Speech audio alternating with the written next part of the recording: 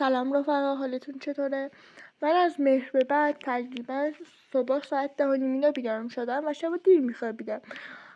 ولی من تقریبا تو آبان ماه توی کمپ ثبت نام کرده بودم که قرار بود تو اون نیمه اول 12 و پایتم کلا ببندن، ولی با اون پیش نرفتم و دیروز گفتن که برنامه اورژانسی میدن به کسایی که از برنامه عقب افتادن تا بتونن به بقیه بچه‌های کمپ برسن.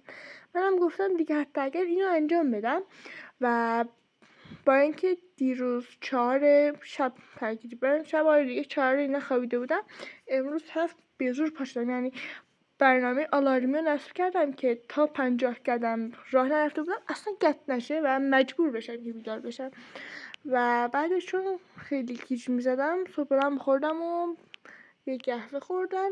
قهوه من ولی فرق میکنه، مثلا قهوه های معمولی 20-80 ایناست یا 40 مثلا 60، ولی من خالص روبوستو خریدم که کافئینش خیلی زیادتره و حتی اگه بخوام نمیتونم بخوابم و خیلی خوب میشه، چون اگه به من باشه سرم میزنم حتی میخوابم.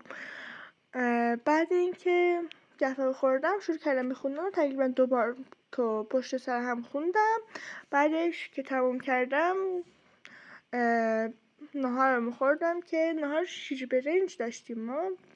بعد ناهارم 2 پارت دیگه خوندم و تستارم که همراه پارتو میزدم و فصل اول دهم تموم کردم. بعدش یکم باب اسفنجی دیدم چون دیگه کاری نداشتم بکنم و برنامه تموم شده بود. شبم ساعت 8 آزمون بود که آزمونم دادم و چون بافتا رو خوب نخونده بودم زیاد غلط داشتم. بعدش که تموم شد آزمون، چون دختر داریم تقریبا 2 روزه به دنیا آمد، رفتم یکم با اون بازی کردم و خیلی بامزه است و فقط میگه یه جوری بچلونمش و کلا آدم میخواد بخورتش، خیلی نوزه.